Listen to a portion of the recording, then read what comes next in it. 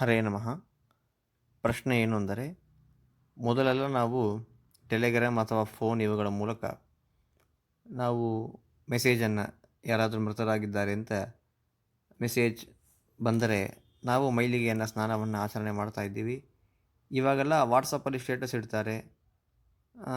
ವಾಟ್ಸಪ್ಪಲ್ಲಿ ಅನೇಕ ಫಾರ್ವರ್ಡ್ ಮೆಸೇಜ್ಗಳೆಲ್ಲ ಬರ್ತದೆ.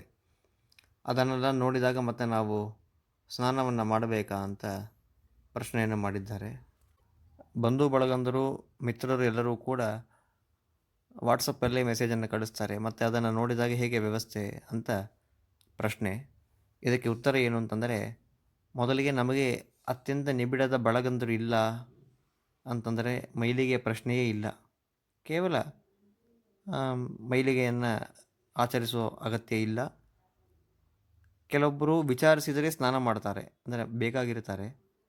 ಭಾಳ ಬಳಗಂತರಿರೋದಿಲ್ಲ, ಆ ಥರ ಭಾಳ ಹತ್ತಿರ ಸಂಬಂಧದವರು ಇರ್ತಾರೆ, ಫ್ರೆಂಡ್ಸ್ ಆಗಿರ್ತಾರೆ, ಕ್ಲೋಸ್ ಸರ್ಕಲ್ಸಲ್ಲಿರ್ತಾರೆ. ಅವರು ಕೆಲವೊಬ್ಬರು ವಿಚಾರಿಸಿದರೆ ಸ್ನಾನವನ್ನು ಮಾಡ್ತಾರೆ. ಹಾಗೆ ವಿಚಾರಿಸಿದಾಗ ಮಾತ್ರಕ್ಕೆ ಸ್ನಾನವನ್ನು ಮಾಡಬೇಕಂತೂ ಕೂಡ ಇಲ್ಲ. ಇನ್ನು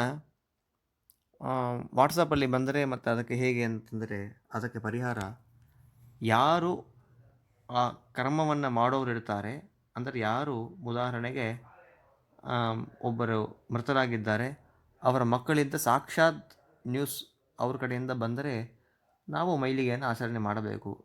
ಸಾಕ್ಷಾತ್ತಾಗಿ ನಮಗೆ ಸುದ್ದಿ ಬಂದಿಲ್ಲ ಅಂತಂದರೆ ಮೈಲಿಗೆಯನ್ನು ಆಚರಿಸುವ ಅಗತ್ಯವಿಲ್ಲ.